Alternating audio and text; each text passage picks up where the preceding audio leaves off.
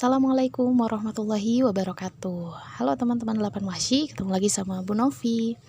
Kali ini kita masuk ke bab baru, tapi dengan pembahasan yang sama, yaitu masih mengenai tentang teks persuasi. Kali ini kita akan menelaah struktur dan kebahasaan serta menyajikan teks persuasi. Sebelum mulai kita baca doa dulu yuk. Bismillahirrahmanirrahim. Rabbi zidni ilman warzuqni fahman. Ya Allah, tambahkanlah ilmuku dan pertinggilah kecerdasanku. Amin. Rabbi shrahli sadri wa yassirli amri wahlul 'uqdatam min lisani yafqahu qawli. Ya Allah, lapangkanlah dadaku dan mudahkanlah urusanku, dan hilangkanlah kekakuan dari lidahku supaya mereka mengerti perkataanku. Amin ya Allah ya Rabbal Alamin. Oke, dalam pertemuan kali ini kita akan membahas dua materi. Yang pertama, mengidentifikasi kalimat saran dan ajakan dalam teks persuasi. Yang kedua, langkah-langkah penyusunan kesimpulan. Oke, kita masuk ke pembahasan yang pertama, yaitu tentang bagaimana sih kita bisa mengidentifikasi kalimat saran dan ajakan dalam teks persuasi. Karena kita tahu bahwa tujuan dari teks persuasi itu adalah mengajak atau menyeru, atau misalnya kita melarang pembaca agar pembaca itu setuju atau mengikuti apa yang kita suarakan, atau pembaca itu mengikuti apa yang kita sarankan. Nah, kita harus tahu dulu nih, ajakan itu apa sih? Ajakan itu adalah anjuran atau permintaan untuk berbuat sesuatu. Suatu ajakan itu biasanya ditandai dengan beberapa kalimat atau kata. Nih, kalau di sini ada beberapa kata yang biasanya menjadi tanda-tanda bahwa kalimat tersebut adalah kalimat ajakan. Harus. Jadi menekankan seorang pembaca melakukan itu. Sedikit memaksa sih gitu. Tapi di situ ada kata harus atau harusnya gitu. Kemudian marilah atau kata-kata yang berakhiran lah sebagai bentuk kalimat perintah atau kalimat ajakan. Ayo, hendaknya, sebaiknya, usahakanlah, janganlah, alangkah baiknya, dan lain sebagainya. Jadi masih banyak banget kata-kata yang menandakan bahwa kalimat tersebut adalah kalimat ajakan atau saran. Tidak semua katanya itu harus ada lahnya gitu. Tetapi ketika satu kalimat menyatakan membandingkan dua perkara, maka seorang penulis itu akan membuat kecenderungan dalam tulisannya agar pembaca itu mau memilih yang lebih baik. Oke, biar lebih paham, kita lihat contohnya. Yang pertama, contoh kalimatnya, sudah sebaiknya para petani kembali pada pupuk organik. Berarti biasanya ada pembandingnya. Berarti sebelumnya petani itu menggunakan pupuk kimia. Sehingga penulis di sini menuliskan sudah sebaiknya. Di sini penulis memberikan pilihan yang lebih baik kepada pembaca agar pembaca itu mau, atau misalnya di sini target pembacanya adalah petani. Sebaiknya para petani kembali pada pupuk organik. Ini hanya penggalan kalimatnya saja. Berarti sebelumnya ada fakta-fakta lain. Ada fakta-fakta lain mengenai pupuk organik. Yang kedua, marilah mulai gaya hidup sehat dengan kembali pada sunnah yang Rasulullah contohkan pada kita. Nah, di sini ada katanya, kata kuncinya adalah marilah mulai gaya hidup sehat gitu. Gaya hidup sehat berarti sebelumnya ada apa? Berarti banyaknya masyarakat yang gaya hidupnya mulai instan, gaya hidupnya tidak sehat gitu. Yang ketiga, ayo berkontribusi dengan sukseskan kegiatan Siha Berbagi. Nah, di sini ini bentukannya slogan ya. Kita mengajak, ayo gitu, ayo berkontribusi. Berkontribusi untuk apa? Untuk menyukseskan kegiatan Siha Berbagi. Kita mengajak orang untuk berkontribusi. Yang terakhir, Nabi pernah mengatakan, hendaklah kalian mengkonsumsi habatus sauda karena merupakan obat dari segala macam penyakit kecuali maut. Nah, ternyata tidak hanya dalam kalimat-kalimat, dalam kalimat berita atau propaganda saja, tetapi dalam hadis ataupun Al-Quran juga banyak banget nih kalimat-kalimat persuasi. Apalagi kita tahu bahwa Allah menugaskan kita untuk menyerukan atau untuk berdakwah, untuk menyeru orang berbuat kebaikan, dan menyeru orang agar tidak melakukan apa yang Allah larang atau kemaksiatan. Nah, di sini hendaklah, ada katanya hendaklah. Ayo gitu, ayo mengkonsumsi batu sauda. Di sini ada kalimat yang kemarin kita bahas kausalitasnya, karena merupakan. Di sini ada penguat fakta dari hadis tersebut. Masya Allah ya. Kita coba lihat lagi contoh yang ada di dalam Al-Quran. Kalau tadi kan hadis ya, kita akan coba kenapa kita harus melihat contoh Al-Quran dan hadis. Karena kita sebagai seorang muslim tahu bahwa Al-Quran dan hadis itu adalah sumber hukum utama yang harus kita lakukan gitu.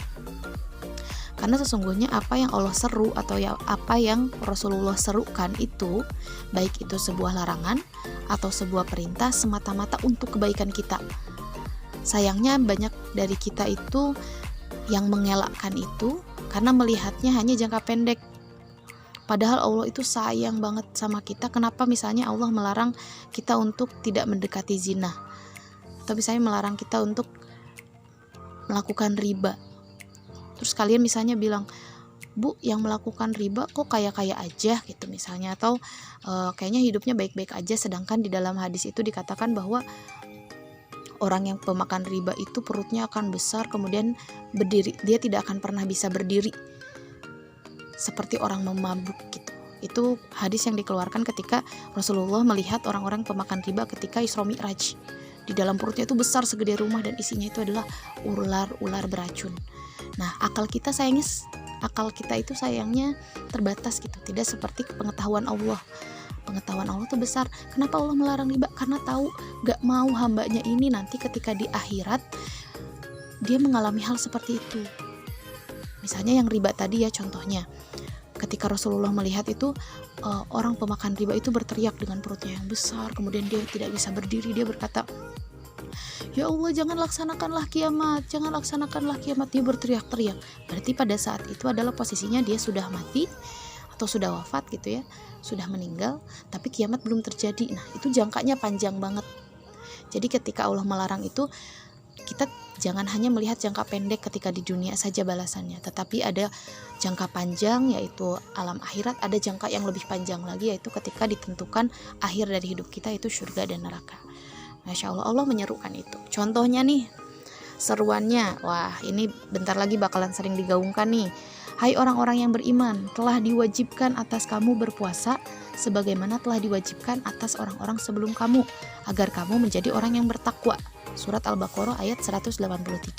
Di sini, Bu, di sini nggak ada kata-kata lah-lahnya, di sini nggak ada kata seharusnya, betul. Kalimat perintah itu tidak selalu menekankan pada ada kata lahnya gitu ya. Perintah misalnya, perintahnya jelas. Sholatlah gitu misalnya, itu kan jelas. Kalau di sini diwajibkan atas kamu berpuasa, di situ udah ada kata penekanan, diwajibkan, diharuskan. Tadi kan ada ya katanya seharusnya gitu, seperti itu. Jadi ini juga kalimat perintah nggak? Iya betul, ini kalimat perintah, kalimat seruan, kalimat saran. Biar apa? Karena Allah sudah mewajibkan juga pada orang-orang sebelum kamu. Agar apa? Agar kita bertakwa. Karena sebaik-baiknya orang di sisi Allah adalah orang yang bertakwa. Kita mau dong di hadapan Allah kita terlihat sangat baik gitu. Nah, yang kedua, dan janganlah kamu mendekati zina. Sesungguhnya zina adalah suatu perbuatan yang keji dan sesuatu jalan yang buruk. Nah, di sini Quran surat Al-Isra ayat 32. Di sini jelas ya ada kata dan janganlah. Allah udah bilang entong ngadeketan jinah gitu bahasa Sunda mah ya. Jangan mendekati. Kenapa Allah ngasih penjelasan? Karena itu adalah perbuatan yang keji dan satu jalan yang sangat buruk. Yang terakhir di sini ada hadis dari Nafi dari Abdullah bin Umar bahwa Rasulullah SAW bersabda, sholat jemaah itu melebihi sholat sendirian dengan 27 derajat. Nah, ini juga sama. Di sini Rasulullah SAW memberikan pilihan yang lebih baik, karena pada dasarnya kita selalu ingin memilih yang lebih baik, mendorong kita untuk memilih kecenderungan memilih yang lebih baik tuh ada ya. Jadi bagaimana di sini Allah bilang kalau kita sholat dalam satu waktu, misalnya kamu sholat sendirian, menghabiskan waktu 5 menit, Kemudian kamu sholat berjamaah menghabiskan waktu 5 menit, sama-sama 5 menit. Yang satu dapatnya cuma 1 derajat, yang satu lagi dengan 27 derajat. Gimana kita nggak mau milih yang berjamaah gitu? Masya Allah ya, karena ini sangat diperintahkan bagaimana bentuk perintahnya, yaitu di sini Rasulullah SAW memberikan pilihan yang lebih baik seperti itu. Nah, yang tadi kita sudah mengidentifikasi kalimat-kalimat ajakan. Nah, sekarang kita coba akan melihat langkah-langkah menyusun kesimpulan itu seperti apa. Yang pertama, baca seluruh isi teks. Jadi harus dibaca dulu semuanya kalau mau menyimpulkan. Jangan sampai kalian baru baca satu baris gitu udah menyimpulkan, ini mah gini gitu. Jangan. Kalau mau menyimpulkan, baca secara keseluruhan. Setelah dibaca, kalian cermati pokok-pokok informasi yang disampaikan. Kemudian pahami apa sih tujuan dan maksudnya. Kemudian kausalitas atau hubungan sebab akibat antar pokok informasi tersebut. Barulah setelah itu kalian membuat kesimpulan. Contohnya, yang pertama, di sini ada satu paragraf. Menurut para ahli kesehatan, hal umum yang menyebabkan orang mengalami gangguan pencernaan antara lain pola makan tidak teratur dan sering terlambat makan. Mereka pun kurang mengkonsumsi sayur dan buah. Juga karena kurang memperhatikan gizi makanan. Salah satu upaya menjaga saluran pencernaan agar tetap sehat, makanlah dengan pola makan sehat dan seimbang. Ini contoh paragrafnya. Kita coba identifikasi, teman-teman. Kita coba identifikasi yang pertama, pokok bahasannya. Kira-kira di sini pokok pembahasannya apa sih? Dari keseluruhan ini ngebahas tentang gangguan pencernaan. Pokok bahasannya itu adalah tentang gangguan sistem pencernaan. Kemudian kausalitasnya apa? Di sini ada kata kuncinya nih. Kemarin kita udah bahas kata-kata kausalitas atau kata-kata yang kata sambung gitu ya. Konjungsi kausalitas itu katanya adalah menyebabkan. Menyebabkan apa? Yang menyebabkan gangguan pencernaan itu dijelaskan di sini. Pola makan tidak teratur dan sering terlambat makan. Kemudian kalau misalnya kita mau gimana dong biar bisa gangguan pencernaannya ini hilang. Nah, di sini ada tujuannya. Tujuan dari teks ini adalah ketika dia sudah menjabarkan tentang gangguan pencernaan itu kenapa, penyebab gangguan pencernaan itu apa, dijelaskan dengan fakta-fakta, maka tujuannya apa?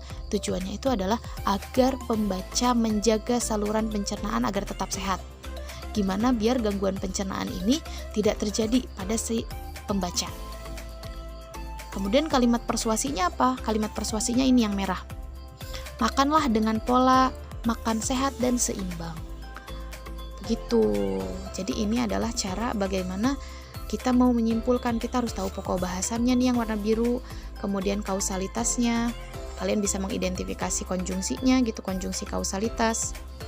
Kemudian tujuannya untuk apa? Yang terakhir biasanya adalah kalimat persuasinya. Kalimat persuasi di sini ada kata makanlah. Kita pengen pembaca itu mulai dengan makan pola makan yang sehat. Gitu ya. Itu contohnya. Alhamdulillah. Mungkin itu saja yang mau Ibu bahas. 2 materi insya Allah cukup dengan contoh-contoh. Semoga teman-teman bisa memahami dengan baik. Amin ya Allah ya Rabbal Alamin. Di modul teman-teman ada latihan 1. Nah, di situ boleh teman-teman kerjakan latihan yang A-nya atau yang satunya tentang mengidentifikasi atau membuat kesimpulan gitu ya. Terima kasih, kita tutup dengan doa penutup majelis.